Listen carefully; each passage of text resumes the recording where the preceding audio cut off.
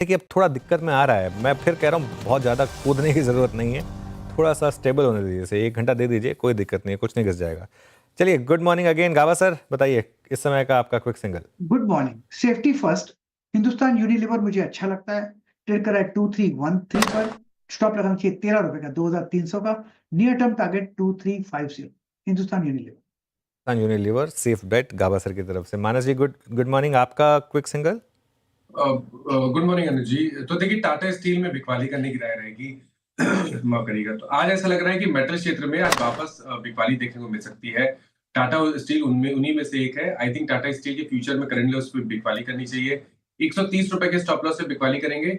121 तक के targets possible है, 121 तक के टारगेट्स पॉसिबल है। अगर चाहे तो 125 वाला पुट ऑप्शन जो 4 रुपए के आसपास ट्रेड हो रहा है, उसमें 9 रुपए 90 पैसे के स्टॉप लॉस से माफ करिए, 2 रुपए 90 पैसे के स्टॉप लॉस से खरीदारी करेंगे और 9 रुपए तक के टारगेट्स पॉसिबल है स्टॉक में।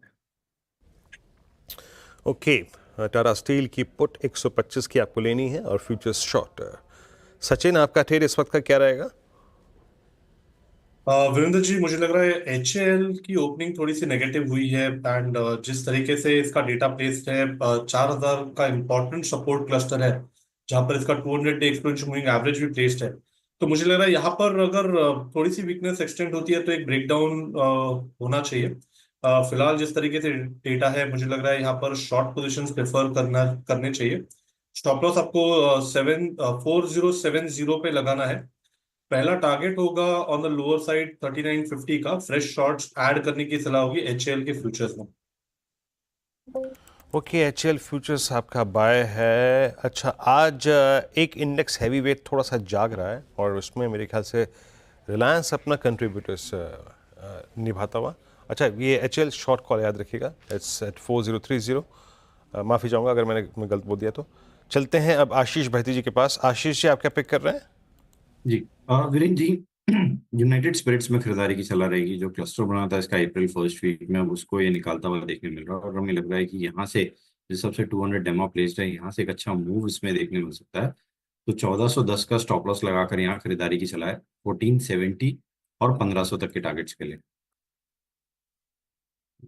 ओके, चलिए, यूनाइटेड स्पिरिट्स ये हो गई आशीष बहिरी जी की पिक इस समय की। राजेश सतपुते जी की पिक बाकी। राजेश जी बताइए, क्या पिक किया आपने? अनुज, देखिए सेल साइड का ट्रेड रहेगा, वो रहेगा अडानी ग्रीन। इसका स्ट्रक्चर वीक है। कल इसने अपना 10-20 डीएमए छुआ, उसके बाद ये रिवर्स हुआ। और आज भी देखिए कल का लो इसने तोड़ा है। तो at level of 862 it's a sell in Adani Green. Stop loss will be at 880। High beta है तो ऑब्वियसली स्टॉप लॉस थोड़ा डीपी होगा, लेकिन टारगेट इसका बढ़िया निकल के आ रहा है। टारगेट बनता है करीबन 820 का, 820 का टारगेट होगा, 820 से 800। Adani Green sell. Okay, Adani Green sell. Market recover हो रहा है अब, कर्टसी एफएमसीजी एंड कुछ हद तक बैंक निफ्टी, यहाँ पर अच्छी रिकवरी आपको देखने को मिलेगी। एशियन पेंट्स लेकर आइए एक बार ज़रा। एशियन पेंट्स अब डे हाई पर आ गया है और आज सुबह स्पॉटलाइट में भी था हमारी। देखिए फ्लैट खुला, अच्छी चीज़ हुई और वहाँ से अब आपको इसने मूव दिया करीब करीब 20 रुपये का। गावा सर, अगर किसी के पास है एशियन पेंट्स, क्या करें? कल आपने बर्जर पेंट्स चूज़ किया था।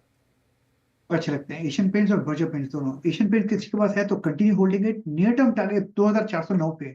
नियर टर्म टारगेट करीब 2475 का लगना चाहिए, फिर 2500 भी पॉसिबल है। सिर्फ आज के लो का स्टॉप लगाना चाहिए। आई थिंक ये ऑयल फ्रेंडली स्टॉक है Asian paints. Oil friendly stock, नया नाम दिया है प्रकाश सर ने। 2408 पे, yes it's doing well, day high पर आके ट्रेड करता हुआ। Bank Nifty slightly on the back foot. मेरे ख्याल से स्कोप स्पेस किसी भी डिसअपॉइंटमेंट के लिए अगर आप देखें क्रिएट करने की कोशिश करता हुआ bank Nifty. Yes, opening trajectory थी करीब 50-500 की, थोड़ा सा स्लिप हुआ है और बैकफुट पे आया है। It's 5391।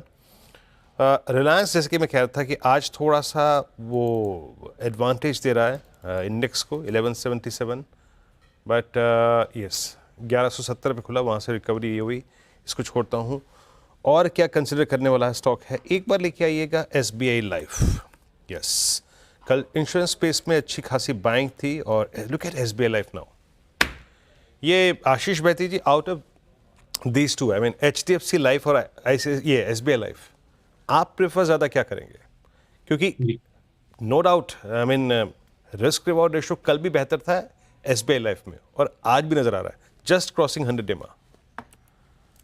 Viren ji SBI life he prefer करेंगे क्योंकि एक बहुत अच्छा मूव आता है इसमें। और अगर बढ़ते मार्केट में SBI लाइफ और शायद गिरते हुए अगर इंश्योरेंस स्टॉक्स रहे तो HDFC लाइफ हमारी प्रेफरेंसेस रहती है। तो यहाँ जो बुल साइड प्ले करना है तो यहाँ में जिस हिसाब से 20 डेमो को गेन कर रहा है, मुझे लग रहा है वेल प्लेस्ड है 1530 तक का मूव दिखाने के लिए। तो यहाँ खरीदारी की सलाह है। जो स्टॉप लॉस इसमें मेंटेन करना 1485 का कैसे मेंटेन करें। ओके 1485 का एसएल मेंटेन करें। मिड कैप इंडेक्स थोड़ा दिक्कत दे रहा है अब। निफ्टी बैंक निफ्टी ठीक है, ज़्यादा नहीं गिर रहे हैं, लेकिन दिक्कत है मिड कैप और स्मॉल कैप की, और दिक्कत है एडवांस डिक्लाइन की। अब एडवांस डिक्लाइन देखिए आप, ये देखिए ये गैप बढ़ रहा है। 1:5 का ऑलमोस्ट गैप आ गया।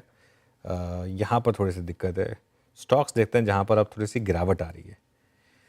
मिड कैप आईटी का बुरा हाल है। एक बार देखिए आप वापस एम्फेसिस को 5% नीचे एम्फेसिस, उसके बाद आप देखिए कोफोज को, कोफोज 3% नीचे। आई थिंक कोफोज पर एक बार कोफोज का एक हफ्ते का चार्ट रखिए ज़रा। आई थिंक कोफोज और परसिस्टेंस और एम्फेसिस इन 3 स्टॉक्स पर जब हमने उस दिन बिग स्टॉक्स में एक नेगेटिव व्यू लिया था, वहाँ से आप देखिए कितने गिर गए स्टॉक। 19% कोफोज गिर चुका है। जी हाँ 19%। सोचिए शॉर्ट में कितना पैसा बना होगा। परसिस्टेंट 14% के करीब गिर चुका है।